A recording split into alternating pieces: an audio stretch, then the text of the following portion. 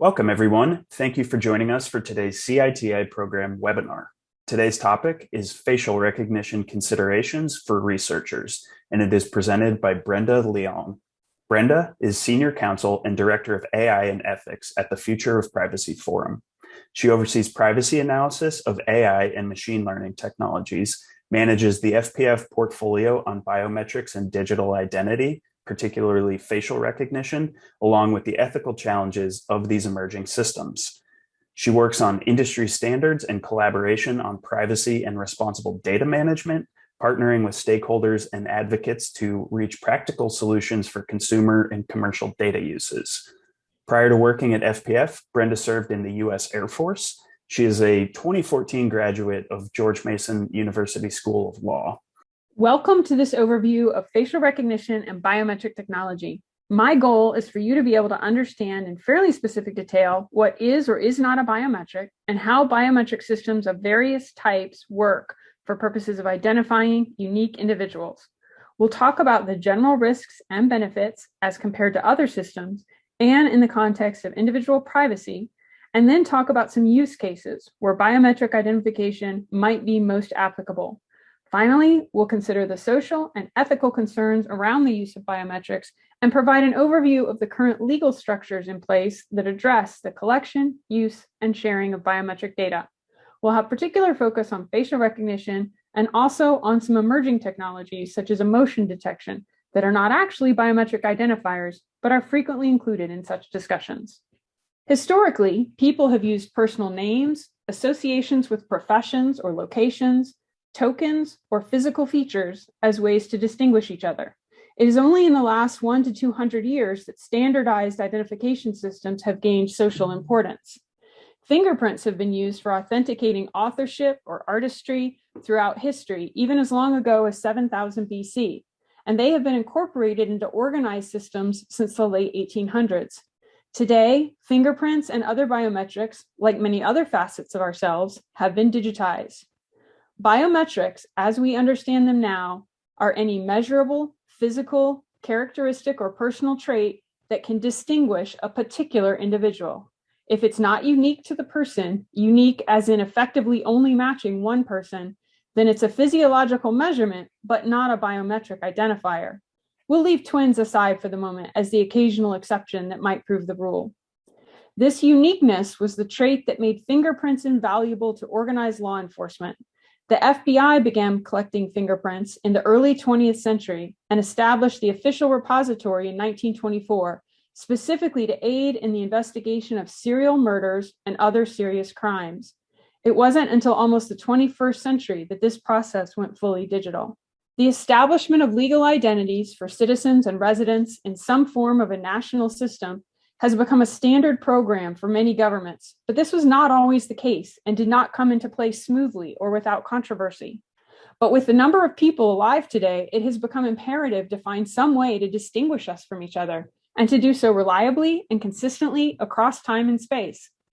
As countries today move toward the establishment of national ID systems and seek to design them for digital access and use, digital identity systems are more than likely to include one or more biometric as the key to verify a user's identity.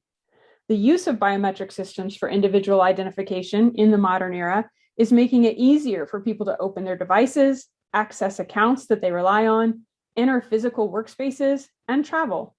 Biometrics do many of these things well, but there are areas where organizations should be cautious about their adoption and use. This is particularly important when biometrics are used to track people's health or behavioral habits, diagnose medical conditions, or evaluate emotions, personal characteristics, or preferences. Facial recognition meets those four standards to varying degrees. Given the presence of a camera, it is certainly collectible, and it's also universal. Everyone has a face. It is less perfect for permanence, but while there is some variation over a lifetime, between the ages of about 18 and 60, it's remarkably consistent. The challenge is in finding ways to measure and record it as a truly distinctive measure that can be replicated and matched correctly and reliably. The key to any biometric as an identifier is the ability to successfully match these two separate images. You must start with an enrolled database of images. Without this underlying data to compare to, there is no biometric identification. It might be a data set of just one, as in when you open your device screen by matching your face against the single enrolled image you uploaded when you set it up. Or it might be a large database of many images. But once that underlying set exists, then the process flows as shown here. A new image is captured. It is measured and mathematically summarized according to proprietary algorithms. And then that numerical template is compared against those from the data set. If it's a one-to-one match, the identity of a known person is verified. If it's a one-to-many search and match, then it's an identification of an unknown person. In either case, there are threshold settings and confidence levels that can be adjusted to control the type of output recommendations. As I've pointed out, facial recognition is a particular type of digital biometric technology that entities can use for identification, verification, and tracking of individuals. There are aspects of digital facial recognition systems that distinguish them from other biometric systems. For instance, facial recognition systems can potentially work at significant distances and on large groups.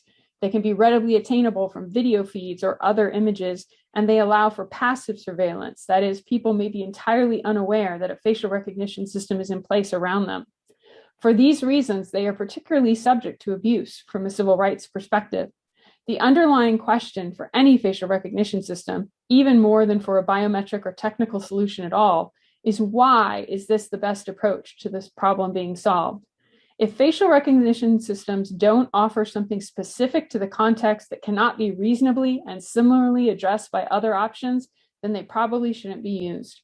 If they are they used only to the extent necessary to meet the particular challenge and not bandied about as a silver bullet for other problems? An excellent example of this is the use of facial recognition for security systems to control access to K-12 schools. These systems are put in place in response to fear, specifically fear of school shootings. But this is absolutely the wrong answer to this problem. There are almost no examples of a school shooting, particularly the larger and more well-known ones, that would have been slowed, stopped, or thwarted by a facial recognition system. Installing these systems makes parents and school boards feel that they have taken action and exerted control in a situation where they otherwise feel helpless.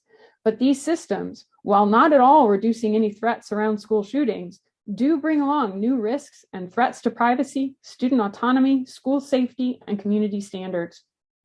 Likewise, in commercial applications for retail spaces or the hospitality industry, operators may create watch lists, share known shoplifter lists between stores or sub-brands within a company, and open information to law enforcement without sufficient process or controls, all without established notice or appeal process for those affected. Any choice to use facial recognition must be bounded by carefully crafted policies and protections to ensure only the desired results are achieved without creating further inequities or unfair impacts. Looking ahead at the future around biometrics and facial recognition technology, these are some of the areas that are likely to be focused on. Artificial intelligence continues to adapt and grow in many ways and will likely to continue to become more reliable. This will improve some of the technology underlying biometric systems, but doesn't necessarily address the human rights or inequity applications of these systems. Medical applications will likewise continue to expand, and all of these will lead to expectations about the social systems and personal values that these technologies affect and what social choices and political decisions will be made about them. In closing, I invite everyone to review our content offerings regularly, as we are continually adding new courses and webinars in various areas of research, ethics, compliance, and professional development.